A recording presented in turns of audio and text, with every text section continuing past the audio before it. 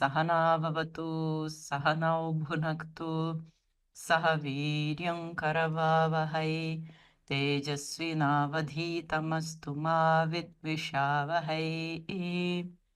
Om Shanti Shanti Shanti. Vasudevendra Yogindram Natva Jnanapradam Gurum Mumukshunam Hitarthaya Tattvabodho Bhidiyate. Então, Tattvabodho é apresentado para benefício do Mumukshu. E aí, ainda estamos na pergunta essencial de todos os tempos, que é quem sou eu? Né? Para responder essa pergunta, o que que é esse eu, em outras palavras, de acordo com, né, com o texto, o que que é esse que a gente chama de eu? E tem o nome técnico aqui de Atma. A palavra Atma pode ser usada como pronome eu, como a gente usa, né, o pronome eu. A palavra Atma, tecnicamente, vai apontar para a natureza desse eu. Os dois são apontados no mesmo lugar, né? Quando a gente fala a palavra eu, todo mundo aponta assim, ah, eu vim, né? Bota a mão no peito assim, fala eu aqui. Então, esse eu que a gente pensa que aponta ali, é representado pela palavra Atma e principalmente o eu do eu, como diz o texto da Upanishad. A essência que dá consciência, existência, realidade para isso que a gente chama de eu, né? Para nossa, para o nosso pensamento eu, o eu numa forma pensamento, né? Aquilo que o nosso pensamento considera eu, existe por trás disso uma realidade que está sempre presente. Essa realidade que é a base na qual a gente coloca o pronome eu, para onde esse pronome eu aponta. É isso que está sendo analisado aqui. Mas como essa realidade, por trás até mesmo do eu, ela não consegue ser definida com palavras, ela não consegue ser explicada, ela não consegue ser apontada, como a gente aponta para um objeto, como a gente descreve um objeto. Posso dizer para vocês, olha, isso aqui é um mouse, ele é redondo aqui e retinho aqui embaixo, ele é preto, tem uma bolinha aqui que roda, tem uma luz aqui no fundo. Tem vários aspectos desse objeto que eu posso descrever. Então, esse mouse aqui, quando a gente olha para ele, a gente pode descrevê-los com palavras. É redondo, é reto, tem uma luz, tem uma rodinha aqui, é meio pesado, né? É preto em cor. Tem várias coisas que a gente pode usar as palavras para descrever com relação a esse mouse. Mas a mesma situação não se aplica à realidade do eu. Por quê? Vamos pensar aqui juntos, esse é um ponto muito importante de Vedanta. Esse mouse aqui, ele tem partes. E porque ele tem partes, uma parte é diferente da outra e por isso a gente pode descrevê-lo. Então, essa parte aqui é redonda, essa daqui é retinha. Essa parte aqui tem uma bolinha aqui, uma rodinha aqui. Essa parte aqui tem uma luz aqui. Esse aqui é preto e essa caneta aqui, ó, essa borracha aqui, ela é vermelha. Porque existe o vermelho e existe o preto, existem diferentes partes ali, qualidades. Aqui a gente vai falar de qualidades, não de partes, né? De atributos. Então, essa borracha aqui, ela tem um atributo de um tubo vermelho aqui. E esse daqui tem um atributo de uma cor preta em toda a superfície. Esse aqui é de plástico, esse aqui também é de plástico. Mas esse aqui, ó, esse aqui é de metal. Então, por que existem partes? Por que existem qualificações? Por que existem atributos? Isso tudo é chamado guna, porque existem gunas, ou seja, atributos, partes, qualificações, características, materiais, tudo isso vai entrar no mesmo pacote. Porque isso aqui tem atributos, tem gunas, a gente pode falar do objeto baseado nos atributos. Deu para entender? Tá me acompanhando? Então a gente pode descrever esse objeto com base nos atributos que a gente reconhece. Então, digamos que eu tenho que dizer para você, olha, vai ali no outro quarto do lado e pega um outro mouse que é vermelho, porque esse aqui não está funcionando. Como que eu descrevo aquele outro mouse para você? Mouse você já sabe que é um objeto como esse. Mas esse aqui é preto e o outro é o quê? Vermelho. Quando você abrir o quarto, for olhar lá em cima da mesa, o objeto vermelho com partes que nem o mouse, você vai imediatamente reconhecer, não é verdade? Porque as palavras vão te dar os atributos, então vão te dar um conhecimento indireto, que no momento em que os seus olhos entram em contato com aquele objeto, esse conhecimento que estava na sua mente é reconhecido ali na presença do objeto. Deu para entender? Agora, será que esse eu, será que a natureza, a essência, a base desse eu é um objeto? Se for como esse mouse, a gente vai ter palavras para descrever. A gente vai ter formas, cores, atributos que vão estar presentes ali e que não vão estar presentes em outros lugares. Então a gente vai poder dizer: ah, isso aqui é a natureza do eu, isso aqui é a essência do eu, isso aqui é a realidade do eu. Será que existem atributos? Será que existem partes? Será que existem qualificações? Infelizmente, não. A descrição da natureza daquilo que nós somos é livre de atributos, livre de partes, livre de qualificações, de qualidades, livre de cores, de formas. É que nem o espaço. Você pode dar alguma qualificação para o espaço que a gente conhece? O espaço é espaço. Espaço nem é uma percepção visual. Espaço é uma percepção da mente baseada num input, né, de uma entrada visual. Como que a gente percebe o espaço? Eu estou vendo essa câmera aqui na minha frente. Entre eu e essa câmera não tem nada. Então eu digo que tem o quê? Tem um espaço entre nós dois. Então eu não vejo o espaço, eu não tenho como adicionar nenhuma cor no espaço. A gente pode até adicionar uma fumaça, mas a fumaça vai ter cor, a luz vai ter cor, mas o espaço não é pintado por nada, nada fica no espaço, nada gruda nele.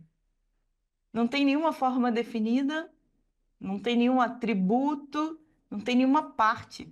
Mesmo que a gente fale do espaço do quarto, do espaço da sala, o espaço não tem realmente nenhum tipo de parte. A gente que botou as paredes ali e disse daqui para lá e daqui para cá.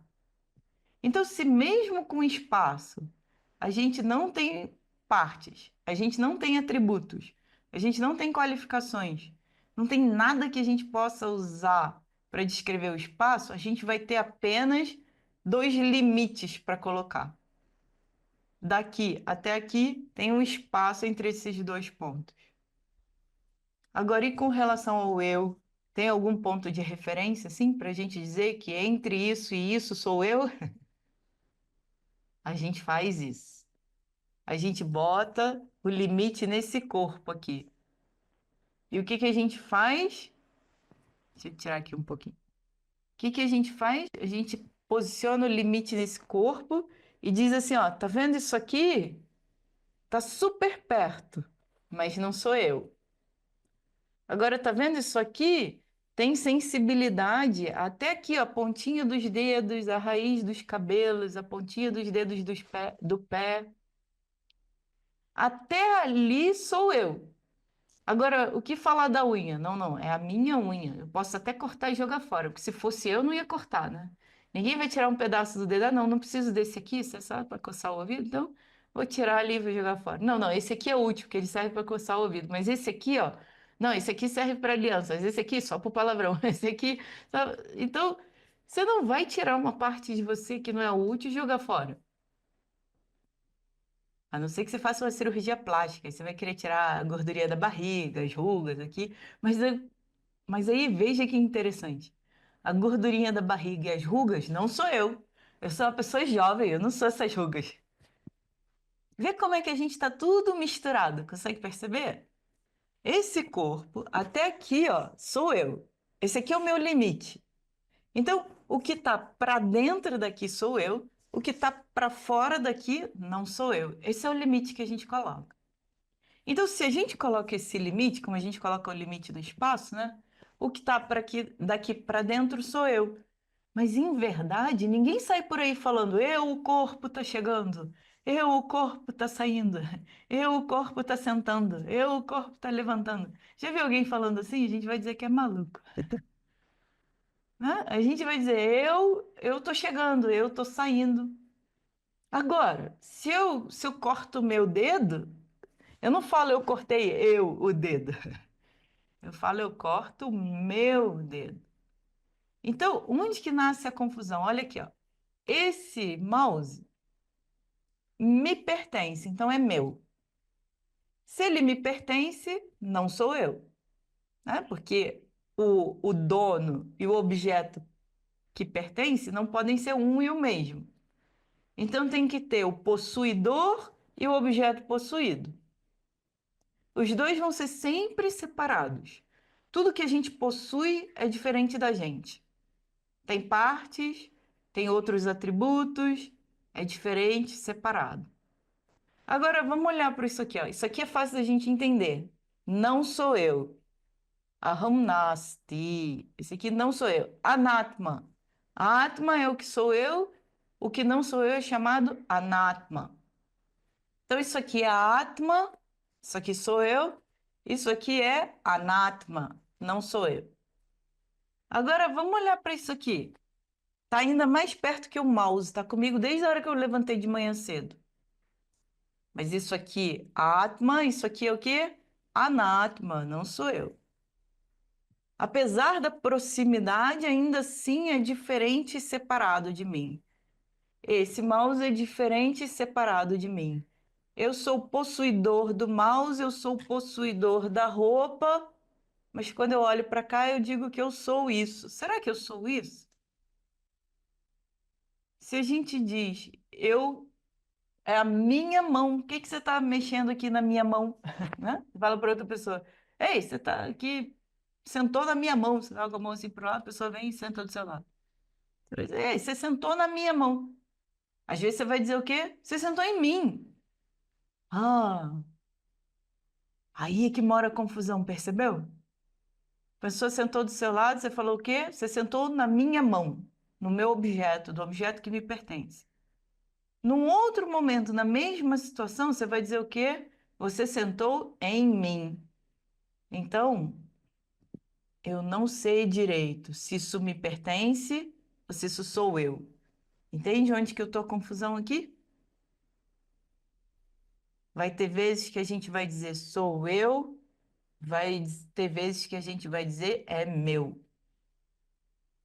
E aí, se eu te perguntar, o que é de verdade? É um objeto para você ou é você? Você não vai conseguir dar uma resposta final. Você vai dizer que sou eu, mas você vai dizer que me pertence também. É aí que mora a confusão. É aí que mora a falta de clareza. E não só aí, como em todos os outros atributos. Agora vamos falar de atributos, né? Então, aqui, ó, nessa mão, é fácil da gente entender por quê? Porque é uma parte de mim. Então eu sou o todo e essa mão aqui é o quê? Uma parte. Cada dedo é uma parte. Cada falange é uma parte. Cada ossinho, músculo, tendão, outras e outras e outras e outras partes. Quem sou eu? Será que eu sou o somatório das partes? Ou se eu sou aquele que está por trás de todas elas? Como possuidor de todas elas. Quem sou eu? É essa análise que o aluno de Vedanta tem que ficar sempre fazendo. Será que esse corpo físico, cheio de partes, cheio de atributos, sou eu ou me pertence?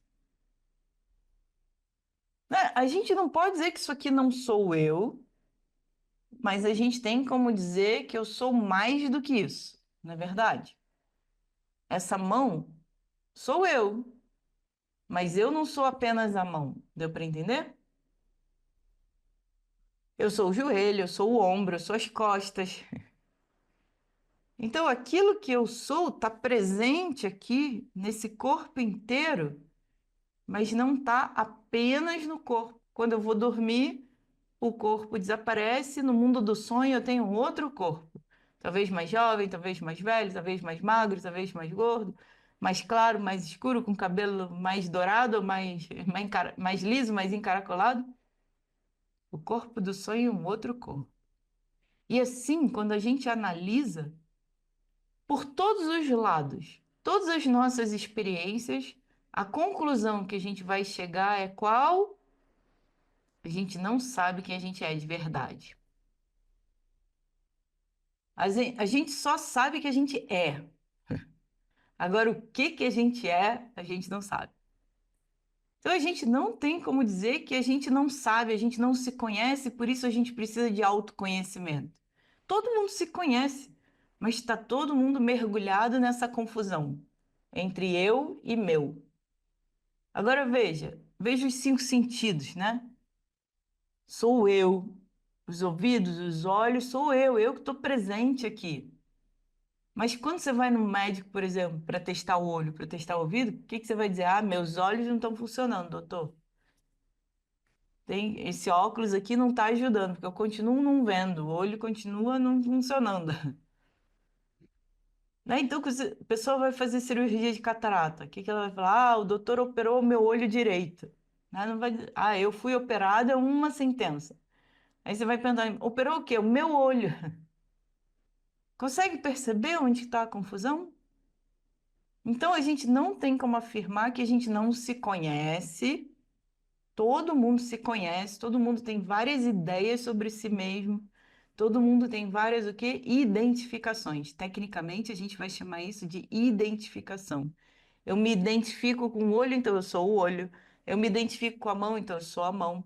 Eu estou identificado com várias coisas, até mesmo com a função de pai, de mãe, de filho, de irmão, de vizinho, de, sabe, de empregador, de empregado. Cada uma dessas coisas que eu represento, que eu faço na vida, são pontos de identificação entre aquilo que eu sou e aquilo que eu possuo, ou aquilo que eu sou e o papel que eu represento. Aí agora, veja aqui comigo. Se aquilo que eu sou e aquilo que eu não sou, mas que eu possuo ou que eu represento num papel, se essas duas coisas estão juntas e misturadas, eu não posso dizer que eu não me conheço. Eu só posso dizer que eu não tenho certeza sobre o que que eu realmente sou. É aí que o conhecimento de Vedanta vem responder essa pergunta. Porque a gente tem que começar separando o joio do trigo. Tem que começar enxergando tudo que é anátema para ficar no final com aquilo que sobra, que é chamado Atma. Por quê? Porque a gente está o tempo todo misturado, confuso. Então, qual que é a base do nosso problema de não se conhecer, de não se reconhecer? A base de tudo é uma confusão entre a Atma e a Anatma. Deu para entender? Esse é o problema básico de todo ser humano. Esse é o problema básico da humanidade inteira. Esse é o problema básico até dos outros seres nos outros mundos. Em realidade, no coração do coração, a gente carrega uma confusão sem saber exatamente quem nós somos, sem saber exatamente qual que é a nossa verdadeira natureza. Então, sem saber quem nós somos de verdade, a gente sai procurando coisas que talvez a gente seja, ou coisas que talvez, de acordo com o que eu estou me vendo aqui, que eu não possuo, eu saio fazendo coisas para alcançar porque eu não tenho. E aí, dependendo do grau de identificação que a gente tenha, a gente vai expandindo esses círculos, entende? Então, quando eu me identifico com o corpo, esse corpo que está cheio de partes e atributos tem várias coisas e não tem muitas outras. Tem gente que tem dedos maiores, tem gente que tem um tronco maior, tem gente que tem, né, um pescoço maior, Então, se você admira, queria alguma vez aprender a tocar piano, o que que você vai dizer? Ah, eu gostaria de ter tido dedos mais longos. Tá tentando aprender a tocar violão, nunca consegui abrir direito. Né? O professor fala, faz exercício, vai abrir, mas não abre. Em tantos anos não abriu. Ai, como eu queria ter um dedo mais longo para, né, chegar lá embaixo sem nenhum esforço. A gente sair um som decente, não sair essa coisa horrível que acontece aqui. Então, por que a gente tem partes? Por que a gente tem atributos? Por que a gente tem condições, características? A gente se identifica com essas coisas todas, com esses gunas todos, e a gente diz que eu sou dessa forma, entende? Então, é uma característica desse corpo, a gente diz eu sou dessa forma. É uma característica desses sentidos, a gente diz eu sou dessa forma. É uma característica das minhas emoções, eu digo que eu sou dessa forma. É uma característica da minha mente, eu digo que eu sou dessa forma. Mas, na verdade, aquilo que eu sou está livre de tudo isso. Por quê? Porque, ao mesmo tempo que eu digo que eu sou, eu vejo como um objeto tão objeto quanto esse mouse, consegue perceber? Talvez a pessoa com raiva, ela não consiga ver a raiva naquele momento. Mas quando a raiva passa, quando aquela onda passa, ela diz o quê? Caramba, eu estava com uma raiva terrível. Podia ter matado um. Então ela olha para trás e o que que ela fala? Eu estava com raiva. Significa o quê? Existe uma separação ali. No momento do ataque de raiva não tinha separação nenhuma, ela era raiva personificada. Mas quando aquela onda passa, a pessoa volta a ser o quê? Aquilo que ela é diferente da raiva, separado da raiva. A mesma coisa do medo, da ansiedade, da irritação, da inveja, da ganância. Se não existe um espaço entre eu, aquele que vê essa emoção forte, o que vai acontecer temporariamente aquela emoção colore, né, a minha mente, se torna ali uma identificação, uma unidade ali, e eu ajo como a raiva. Mas não dura para sempre, né? Mas passa. E aí, quando passa, quem sou eu? Eu não sou mais o raivoso. Agora eu sou o arrependido. Né? Porque naquela explosão de raiva falou um monte de coisa que depois se arrepende, fez um monte de coisa. Aí, agora a identificação é outra. Ah, sempre acontece comigo, eu não tenho jeito, não consigo. É a identificação do arrependido. Então, o nosso problema principal está centrado nesse eu, né? Esse pobrezinho do eu está sentado lá dentro. Você que fica aí se identificando com tudo que você não é e depois diz que o problema é dele. Tem a história, vou contar a história do príncipe. Tinha um rapaz que cresceu numa família pobre, adotado por uma família pobre. Cresceu, virou adolescente, já tinha uns 18 anos, na família pobre, estava acostumado a pedir dinheiro na rua, fazer pequenos trabalhos, a trocar por comida, até fazer uns pequenos furtos aqui e ali de vez em quando. Aí um belo dia, chega né, no barraquinho lá que essa pessoa mora, assim, no final do vilarejo, chegam uns guardas reais, assim, com o ministro do rei. Aí o ministro abre o papel, o garoto achou, né, o rapaz de 18 anos achou que ia ser preso, né? Porque agora me pegaram, pegaram todos os meus pequenos delitos, todas as coisas erradas que eu fiz, agora já era. Aí o ministro do rei lê o quê? Você está convocado para o treinamento de príncipe herdeiro. Como? Eu sou filho adotado, os pais morreram, eu ainda era jovem, e aí, né, não tem dinheiro para sobreviver, estou aqui fazendo um monte de coisa aqui e ali, o que dá. E aí você diz que eu estou convocado para o treinamento de príncipe herdeiro? Tá maluco? Não sou eu, não. Né? Aí ele fala, não, não, é você sim.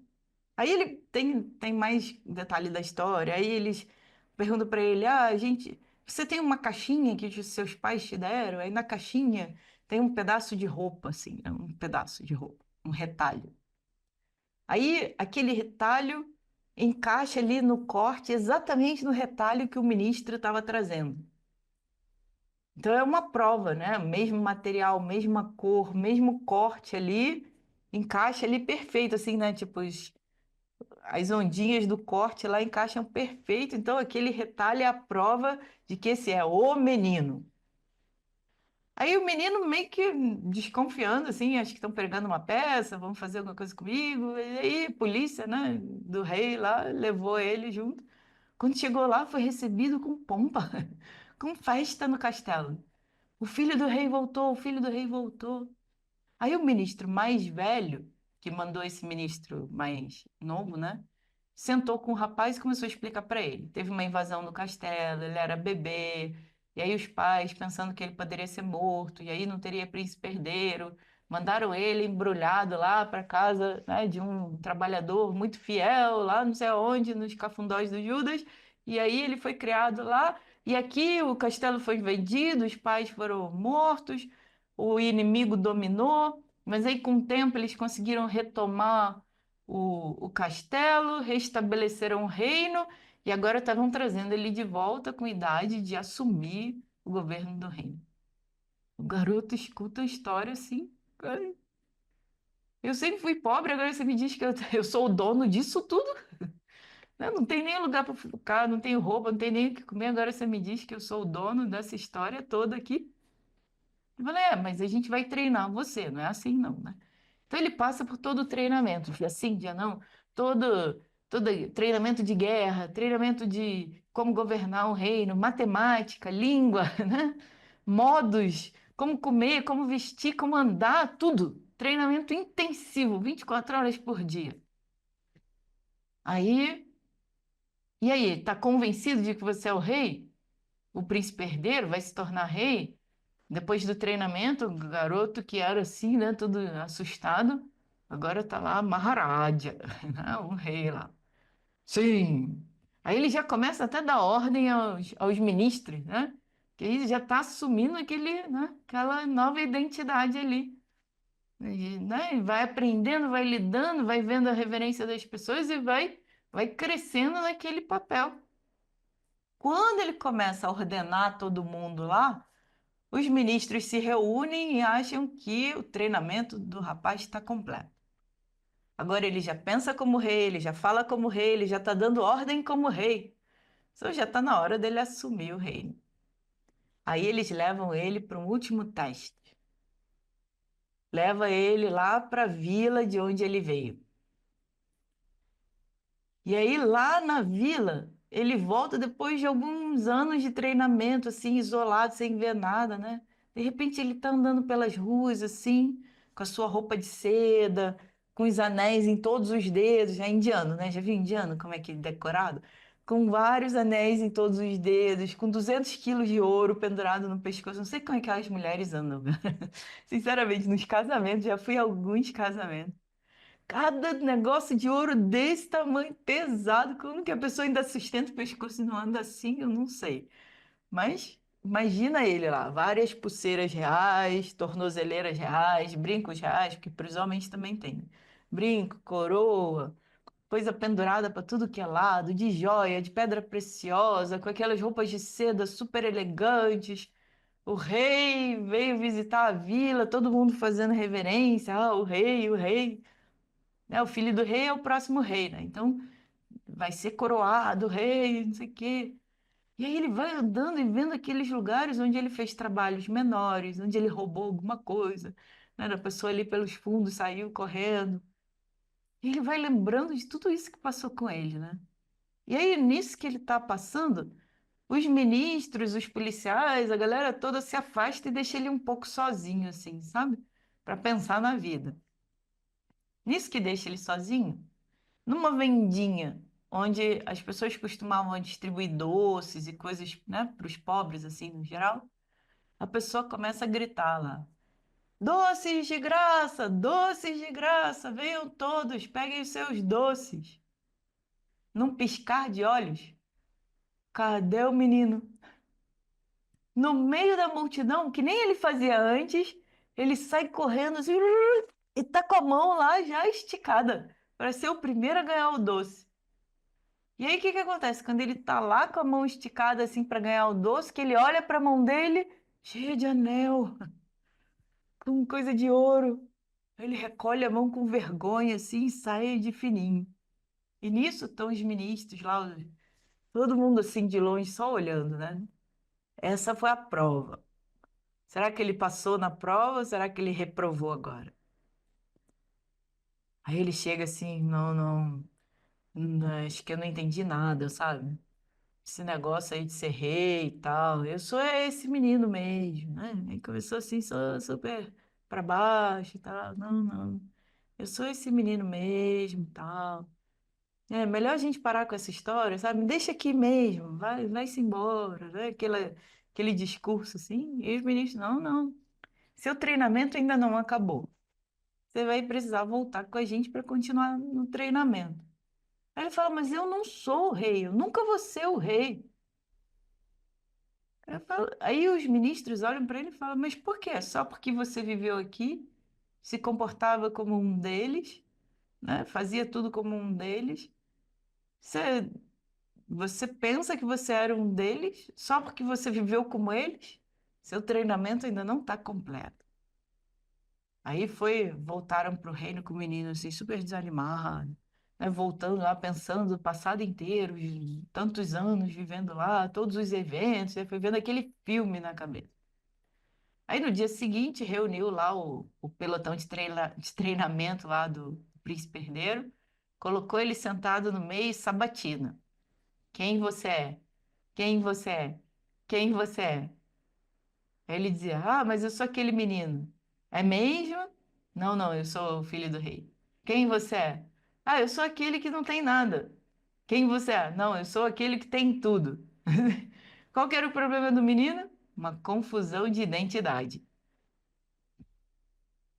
E aí, qual identidade vai falar mais alto? O que que o ministro fez? Trancou ele numa torre, que nem a Rapunzel. Trancou ele lá no topo da torre e falou: pense quem você é. Pense sobre tudo que você ouviu, tudo que você entendeu e repete para você mesmo: em verdade, eu sou o filho do rei. Em verdade, eu sou o príncipe herdeiro. Aquilo eram só hábitos que eu me acostumei a viver daquela forma, a lidar com o mundo daquela forma, a fazer daquela forma. Mas quem sou eu de verdade? Eu sou o filho do rei. Quem sou eu de verdade? Eu sou o príncipe herdeiro. Quem sou eu de verdade? Eu sou o dono de tudo isso. Quem sou eu de verdade? Então, qual que era o problema dele? Agora vamos analisar a situação ali. As histórias, né, como todas as histórias, viveram felizes para sempre. É isso. Agora vamos analisar qual que era o problema dele ali. Imagina que a gente pega uma pessoa pobre. Se a pessoa pobre, por exemplo, que nasceu numa família pobre, de uma origem humilde, se essa pessoa sentar para fazer meditação, eu sou rico, eu sou rico, eu sou rico, vai funcionar? Agora, o rapaz estava fazendo exatamente isso. Sentou lá na torre e ficou o quê? Eu sou rico, eu sou rico, eu sou o rei, eu sou o futuro rei, eu sou o filho do rei, eu sou herdeiro de tudo isso. Qual que é a diferença? Ele já era, ele só não reconhecia o que ele era. Por que que ele não reconhecia o que ele era? Porque ele cresceu num ambiente com uma estrutura de pensamento e de vivências que fizeram com que ele acreditasse que ele era aquilo que ele viu acontecer na frente dele, pelas coisas que ele passou.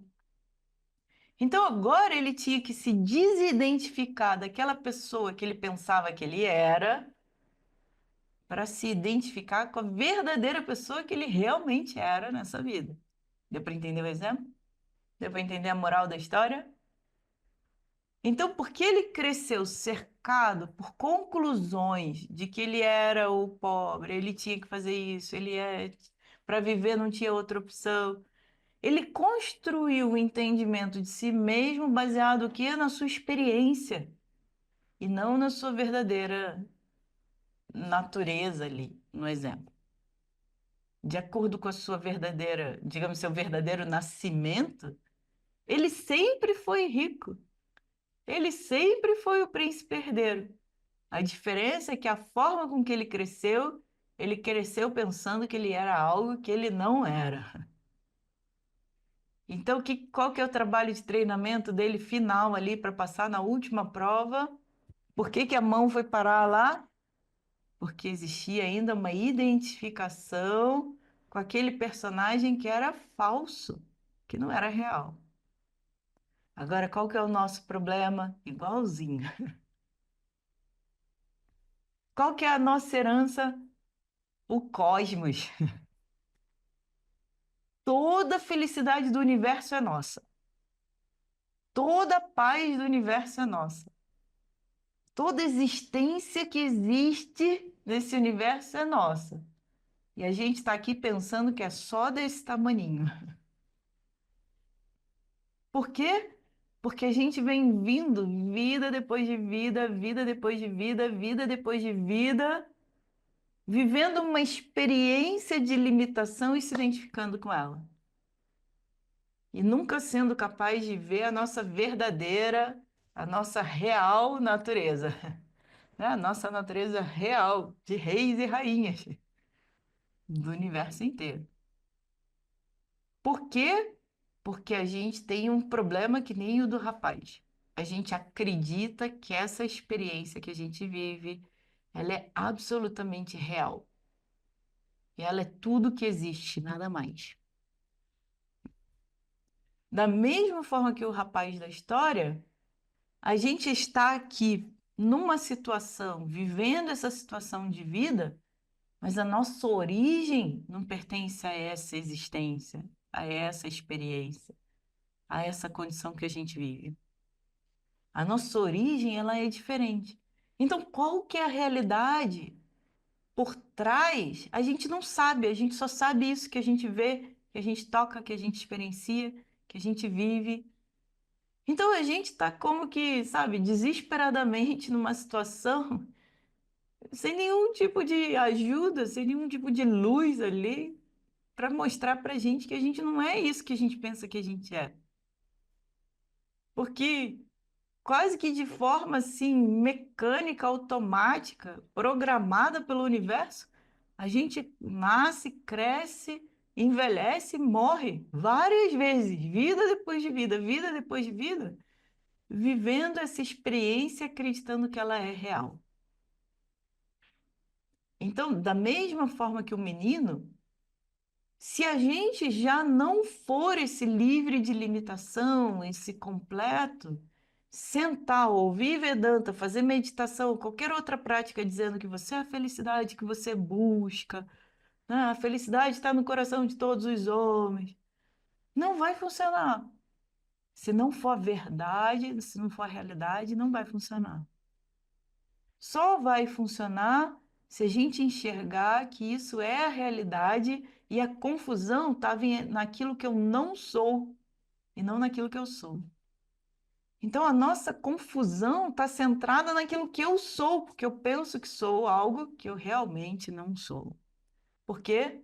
Porque parece que eu estou fadada a acreditar nisso, sabe? O criador desse universo criou todo mundo assim.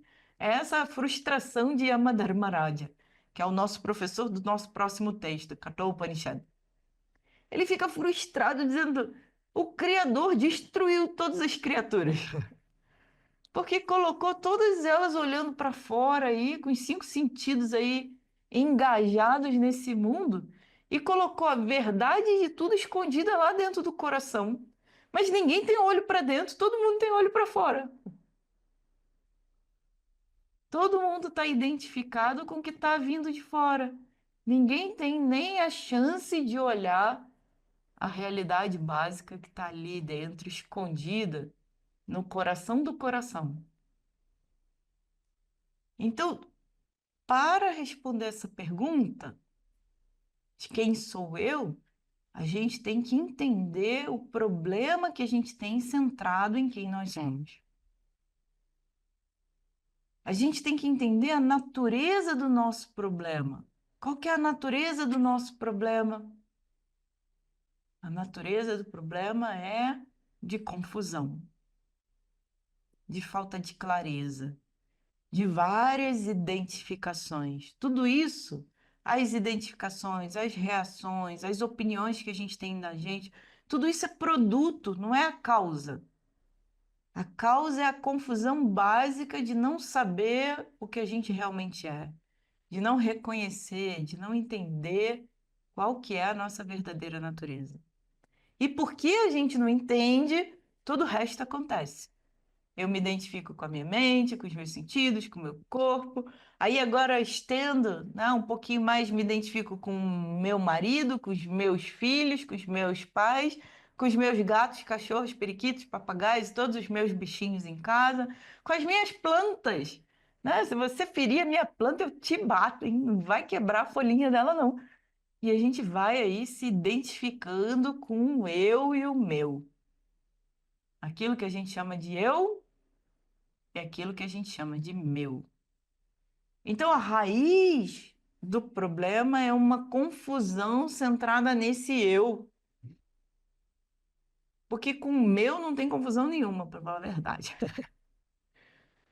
Só tem confusão naquilo que está centrado no eu. Então, a solução tem que começar no momento que a pessoa questiona quem sou eu de verdade. Porque quem sou eu, todos nós sabemos. Se eu perguntar quem que é você, você vai me dizer seu nome, sua profissão, onde que você mora, sua família, o que que você gosta de fazer, o que que você não gosta, quais são os seus talentos, quais são as suas dificuldades. Você vai ter milhões de coisas para falar de você. Mas a busca realmente começa quando eu começo a me questionar quem sou eu de verdade. Quem sou eu em realidade? Porque eu começo a entender que tem uma confusão aqui de mim comigo mesmo. Porque às vezes é meu, às vezes sou eu, às vezes eu sou a raiva, às vezes eu sou o medo. Tem uma confusão generalizada aqui para todos os lados que eu olho, tem confusão. Então eu quero uma solução para essa confusão. Será que ela existe? Se essa confusão é centrada no eu, a solução também tem que estar centrada no eu. Não pode estar nas relações, não pode estar no mundo, não pode estar nos objetos, nem nos cachorros, nem nas plantas. Se a confusão está centrada em como eu me vejo, como eu me percebo, o que que eu conheço de mim, o que que eu reconheço em mim, o que que eu penso de mim, a solução tem que estar ali abordando a natureza desse problema. Então, para que a gente analise, ok, eu não sou o corpo físico, eu não sou o corpo sutil, eu não sou o corpo causal, a gente tem que entender que a raiz de todos esses problemas é essa confusão. E a gente chama essa confusão de quê? De ignorância. Não no sentido de ignorar completamente, ter zero ali. Não, de ignorar a realidade e pegar alguma outra coisa que não é 100% real como real. Então, quando você dá realidade para esse corpo, você ignora o que tem além desse corpo. Quando você dá realidade para essa mente, você ignora tudo aquilo que não está ali no escopo, no domínio daquela mente, entende? Então, é um problema de ignorância, não de falta de apreciação, de apreensão, é um problema de falta de clareza. Porque esse corpo sou eu, mas eu não sou apenas esse corpo. Esses sentidos sou eu, mas eu não sou apenas esse sentido. Essa mente sou eu, claro que sou eu. Sou eu aqui por trás de cada pensamento. De cada pensamento tem um pensamento eu sou, eu sou, eu sou, eu sou, eu sou. Aham, aham, aham, miti. Por trás disso, isso que dá vida e força para esse eu, é aquilo que eu sou em verdade. Mas eu penso que eu sou isso, eu sou aquilo outro. Eu nunca olho para o eu sempre olho para o que vem depois do eu sou três, né? Assim, botar lá uma lacuna. A gente sempre está centrado nisso que a gente escreve nessa lacuna.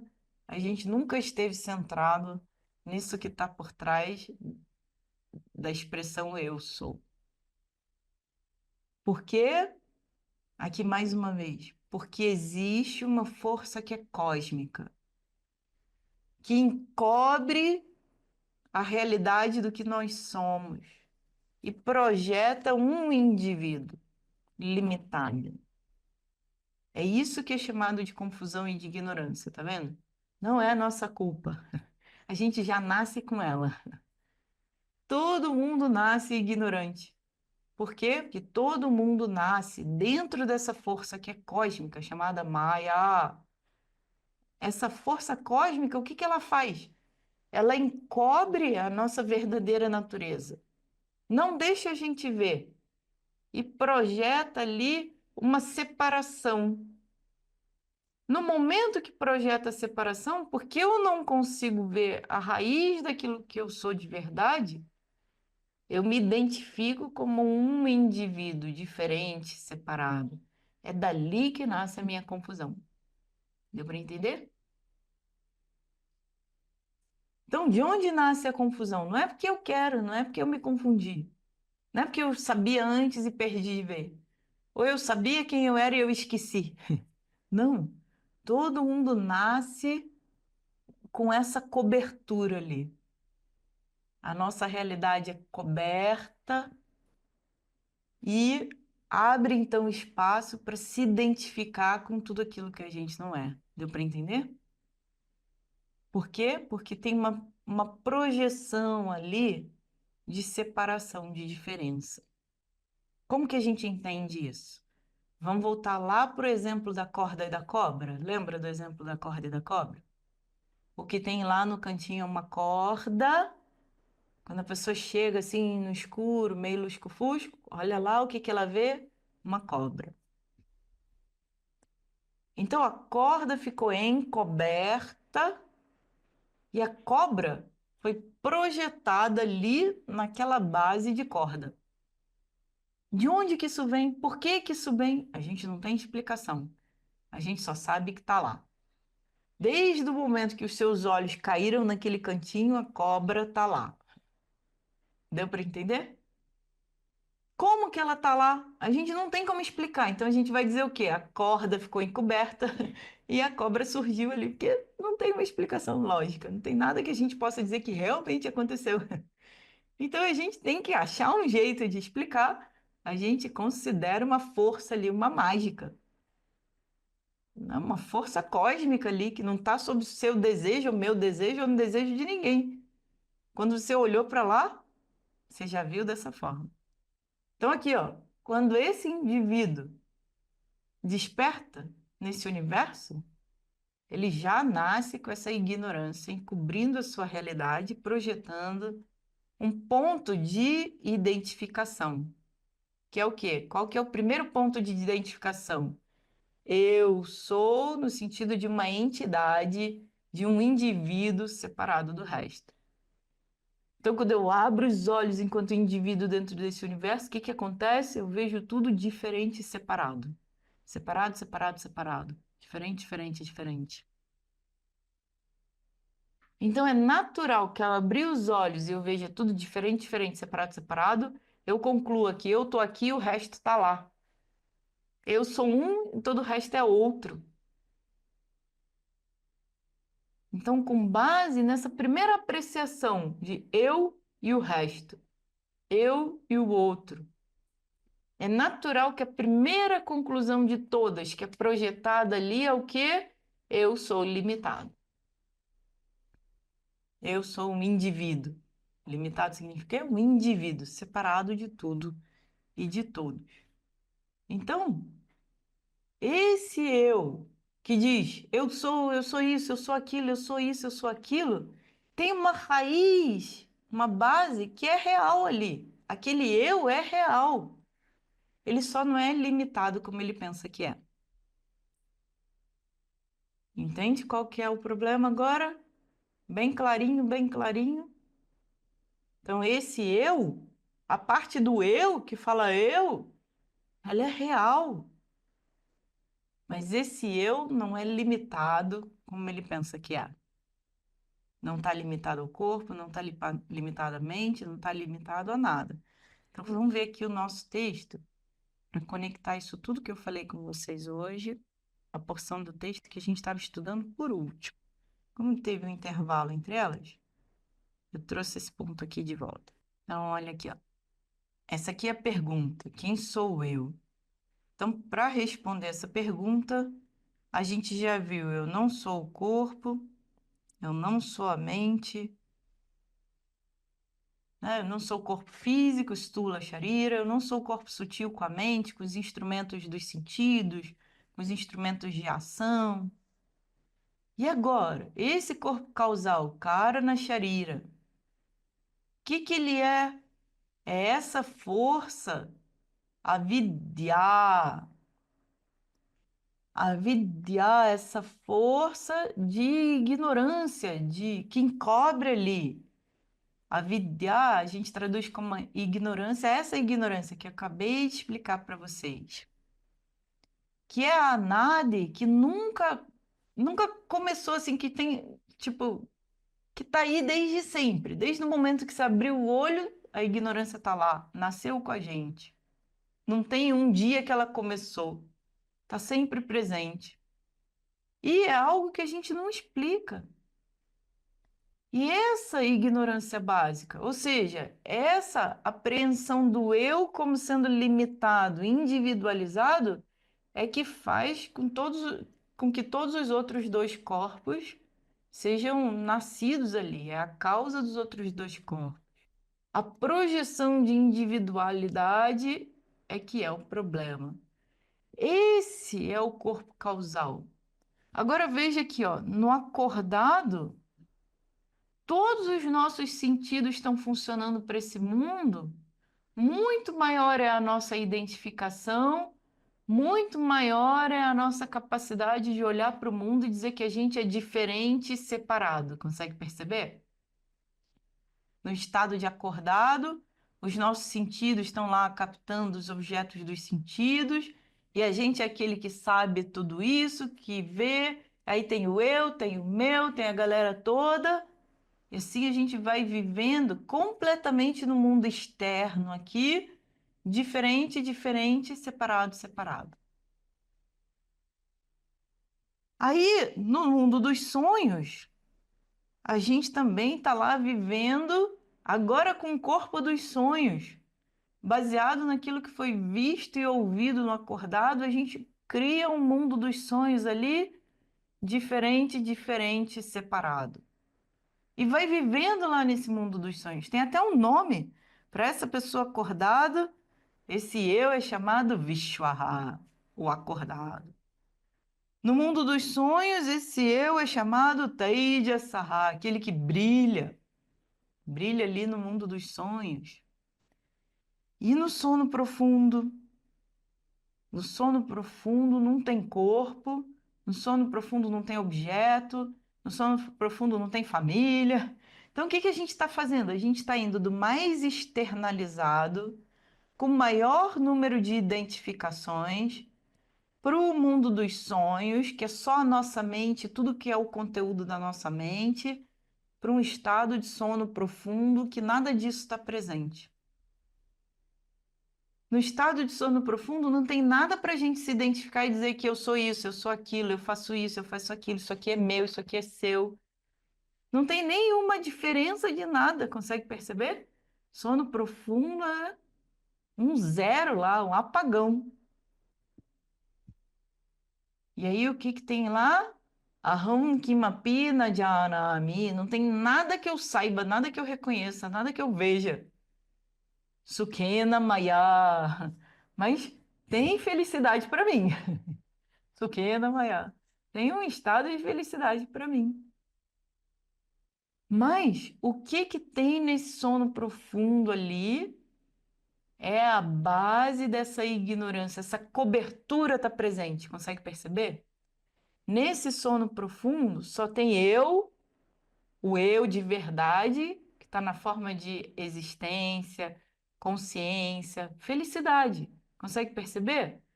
O que que você vai dizer no sono profundo? Se você analisar a experiência, você tem que dizer: eu existo lá, eu existo. Eu sou consciente. Ou seja, eu vejo que não tem nada para ver, mas eu tô ali, eu sou consciente. E eu sou felicidade naquele momento. Na ausência de todos os objetos, de todos os relacionamentos, de todas as pessoas do universo inteiro, eu tô feliz. Sem nem ganhar na loteria, eu tô feliz. Sem nem ter aumento de salário, eu tô feliz. Sem nem ver o filho nascer, eu tô feliz. Eu tô feliz na ausência de tudo. Eu tô feliz apenas na minha presença consciente. Eu tô feliz. Não é que nem o computador que diz que a bateria está acabando. Eu estou feliz completo, nada que me falte. Eu existo, eu sou consciente e feliz.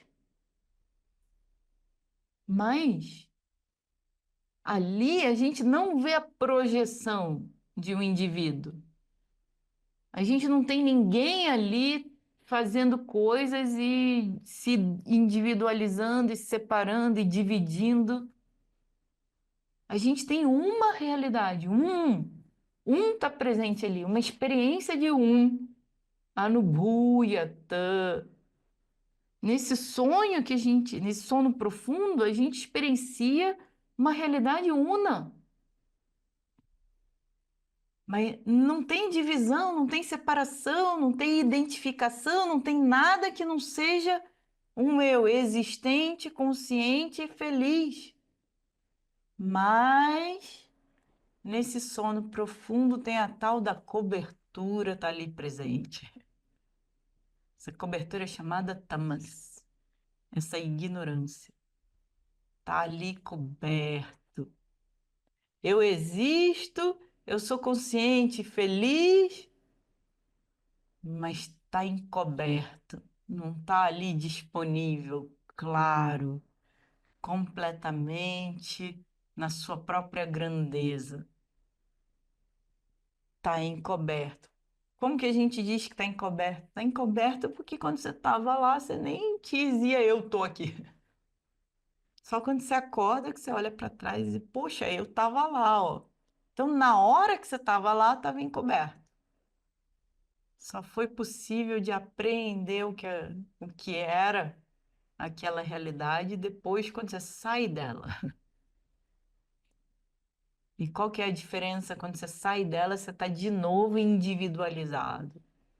Eu, esse indivíduo, corpo, mente e intelecto. Estava lá vivendo uma experiência de de absoluto ali.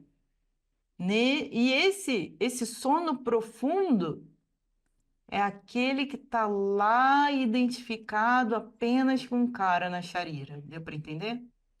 O acordado está identificado com o corpo físico, o dormindo com sonhos está identificado com esse corpo sutil ali, e esse sono profundo, esse indivíduo está só identificado com essa ignorância, com esse avidya, com essa cobertura ali. Agora não tem mais projeções, porque a mente também está dormindo ali. A mente também está apagada, então ela não consegue projetar eu, outro e outro e outro, e diferente e separado. Mas a cobertura está ali. Essa cobertura de escuridão, de ignorância, ela está presente ali. Então, esse que vivencia essa experiência de existir, de ser consciente, de ser feliz, está muito bem presente ali. Mas ele também está presente com uma cobertura.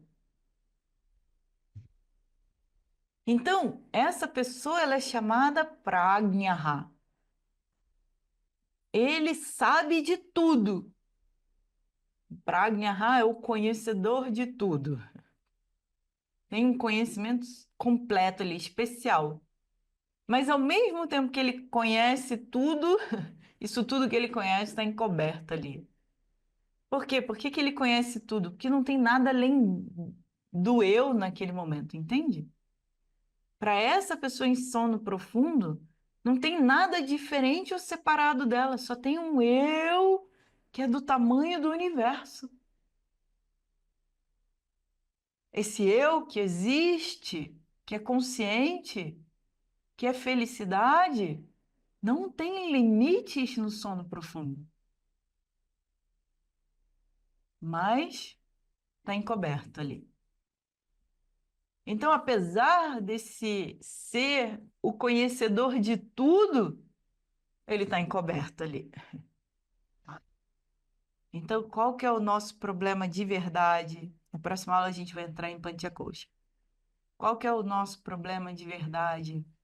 A raiz de todo e qualquer problema que a gente tem, na verdade, é essa cobertura, filha da mãe ali, que não deixa a gente ver que a gente sempre existe, que a gente está sempre consciente, a gente está sempre feliz. Essa danada cobre isso. E aí tudo começa. Se essa coberturinha não tiver ali, o que que sobra? Isso que é do tamanho do universo, existindo consciente e feliz. Mas essa danada não me deixa ver isso. Então, a raiz do problema não está no mundo, não está na mente, não está nas emoções, não está em nada nem em ninguém. E nem tem ninguém para culpar. Né? Eu posso dizer, ah, mas você cobriu, né? Você cobriu os meus olhos, você cobriu o computador, o nevoeiro cobriu, não deixou o avião levantar. Não, a gente nem tem como culpar alguém porque cobriu ali. Nem a gente cobriu, nem ninguém cobriu. Já está lá. Já nascemos, já aparecemos nesse universo dessa forma. Mas, apesar da gente ter nascido, ter aparecido nesse universo dessa forma, tem a chance da gente descobrir que o problema é essa tal dessa cobertura e fazer o quê, ó? Descartar ela. Então, quando você pergunta quem sou eu, o eu do acordado identificado com o corpo tem que ser deixado de lado porque não sou eu. Eu estou vivendo uma experiência acordado, com certeza. Eu estou vivendo uma experiência nesse corpo, falando, mexendo, comendo, dormindo, com certeza. Mas eu presente nesse corpo não significa que eu seja apenas desse tamanho, apenas com essas características. Apenas isso que esse corpo me permite viver. Eu sou mais que isso. Então eu deixo esse corpo para trás e deixo toda essa experiência do acordado para trás e mergulho na experiência do sonho. Nessa experiência do sonho, eu sou o corpo sutil só no campo mental lá, com todas as impressões que eu coletei, com o mundo dos sonhos, das fantasias, das projeções. Mas sou eu? Ou eu que sou aquele que está passando por essa experiência de sonho, com aquele corpo, com aquelas pessoas, com aquelas fantasias e projeções? Então, aquela pessoa no sonho sou eu, mas eu vou além dessa pessoa do sonho. Eu deixo essa pessoa do sonho para trás, com tudo aquilo que está nas projeções, nas fantasias, no mundo dos sonhos. E encontro uma pessoa básica ali que é sempre existente, sempre consciente, sempre feliz, mas que não sabe disso. E eu não tenho como tirar de cena isso, sabe? A escuridão consegue encobrir tudo. Mas veja o ponto essencial aqui. Não consegue encobrir a nossa existência, a nossa consciência e a nossa felicidade. Porque é isso que nós somos. Então, naquele estado de sono profundo, nesse cara na charira, nesse corpo causal, essa cobertura, essa ignorância, essa escuridão consegue cobrir tudo e todos, mas não consegue cobrir a minha presença ali, porque a minha presença nunca sai de cena. Naquele momento é a minha presença que reconhece a escuridão. Então a escuridão da ignorância fica evidente para mim. para eu que sou sempre existente, sempre consciente, sempre feliz. Entendeu? Agora o pulo do gato. Até a escuridão da ignorância, ela é iluminada pela minha presença que nunca sai de cena. Então, a escuridão da ignorância, essa cobertura ali, é também diferente e separado de mim. Porque mesmo na presença dessa escuridão, dessa cobertura, eu sou aquele que é sempre existente, sempre consciente, sempre feliz. Todas as noites, em todas as experiências de sono profundo da sua vida, do dia zero até os 120 anos, quando você morrer feliz que nem um passarinho, vivendo bem, com saúde por 120 anos. Durante esses 120 anos, todas as noites em que você dormiu e foi para o sono profundo, você se viu com a mesma consciência, existência e felicidade, sem tirar nem pôr, sem diminuir, sem aumentar, encarando a mesma cobertura ali, a mesma escuridão, que nunca muda também. Então, o único problema de verdade é a gente não estar aqui, nesse acordado aqui, sabendo que, na verdade, o que eu sou é pura felicidade, pura consciência, pura existência. Esse é o meu único problema. Todos os outros são problemas derivados desse. Porque quando eu não me vejo como existência, consciência, felicidade, aí eu existo como esse corpo é limitado, um dia eu vou morrer, minha existência vai acabar. Eu sou consciente hoje, talvez não seja consciente amanhã, se beber né, um bocadinho mais, já fica ali fora da consciência. Então, se identificando com o corpo, se identificando com a experiência, eu sou consciente ou não sou consciente, eu conheço, eu não conheço, eu sei, eu não sei, estou confuso, estou claro, se identificando então com a ignorância, com a escuridão, eu sou um vazio que não serve para nada. Não, na verdade, eu não sou nada disso. Eu sou essa existência, essa felicidade e essa consciência que estão sempre presentes. Nunca brilham menos, nunca brilham mais, nunca saem de cena, estão sempre presentes, mas sempre encobertas. Então, para a gente saber quem a gente realmente é, a gente vai ter que tirar essa coberta. E essa coberta começa com esse corpo físico, né? Então, coxa, veja aqui, ó, essa bolsinha aqui de lápis, né?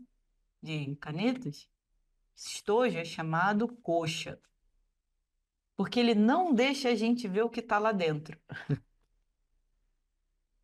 Então, a começar com esse corpo físico é chamado coxa, e ele envolve ali, não deixa a gente ver a realidade que está por trás dele. Não é que o eu está aqui dentro, não é nesse sentido que nem a caneta. O exemplo é só para dizer que encobre ali, não deixa a gente ver o que está lá dentro. Só isso, hein? Não pega a ideia de que é pequenininho, não. Senão a gente fica que nem, sabe, um vaso dentro do outro. Sabe aquela boneca que tem, você abre a boneca, tem uma outra boneca, abre a boneca, tem uma... Ou a cebola que tem a camada de fora, aí você vai tirando a camada, vai tirando a camada. Não é nesse sentido, não. É no sentido só de encobrir, não deixar a gente ver o que está ali de verdade. Então, na próxima aula, a gente começa a estudar os 5 coxas. Deu para entender agora, mais uma vez? O que que eu sou? Eu sou felicidade, existência e consciência que são absolutas, sempre presentes. Qual que é o meu problema? Tenho a tal de uma ignorância aí que encobre e que não me deixa ver isso. Filha da mãe. É ela que é o problema. Ela é que tem que ser retirada. Não tem nenhum problema comigo, não tem nenhum problema com vocês, não tem nenhum problema com o mundo. O único problema de todo mundo é essa tal dessa filha da mãe da ignorância. Uma vez que você remova ela e jogue ela para fora, dissolve ela, desaparece com ela, todos os problemas estão resolvidos. Então, quem sou eu? Eu sou aquele que é livre da ignorância. Mas por que que eu não vejo? Porque essa fulana de tal está ali encobrindo a minha realidade. Então, o problema está centrado no eu, a solução está centrada no eu. No eu que é livre dessa cobertura da ignorância. É isso que é chamado moksha, é isso que é chamado nirvana, é isso que é chamado kaivalyam, é isso que é chamado libertação, iluminação, realização. É o entendimento claro e absoluto, de uma vez por todas, sem nenhum tipo de cobertura ali, sem nenhum tipo de confusão, sem nenhuma falta de clareza sobre aquilo que a gente realmente é, aqui e agora. No momento em que isso é entendido, esse indivíduo limitadinho, com todos os seus apêndices, ele, ele deixa de existir e a realidade que sempre existiu, ela é a única que permanece. Então, não se preocupa, você não vai desaparecer, não, tá bom? Não se preocupe. Só essa escuridão que não te deixa ver a felicidade que você é que vai desaparecer. A gente está no lucro. Não se preocupe. Né? Porque aí se fala que eu vou desaparecer. Como assim, professor? Eu vou desaparecer? Não, não, não, você não vai desaparecer. Não se preocupe. A limitação de ser aquilo que a gente é vai desaparecer. O medo, a infelicidade, tudo que é nascido dessa limitação vai desaparecer. Só essa existência, consciência, felicidade vão permanecer. Porque é isso que é a realidade. Está provado pelo sono profundo, tá todos os dias com a gente. Mas essa filha da mãe da ignorância não deixa a gente apreciar isso. Já está aqui agora, mas por causa dela a gente não está vendo. Então a gente tem que fazer um esforço para tirar ela de cena de uma vez por todas, para apreciar aquilo que a gente já é. Somos herdeiros dessa herança, né? Já está com a gente só não sabe, que nem na história do príncipe herdeiro. Já somos aquilo que nós somos destinados a ser, nós já somos. A gente só não reconhece, a gente só não sabe. Então, que a gente possa fazer um esforço consciente, deliberado nessa direção, possa ter essa ignorância removida e a apreciação dessa paz, dessa felicidade, desse todo que nós somos. Isso é para isso que a gente está aqui. Om Purnamada Purnamidam Purnat Purnamudachyate Purnasya Purnamadaya Purnameva Vashishyate Om Shanti Shanti Shanti Harihi Om Shri Guru Pyo Namaha Harihi Om Tat Sat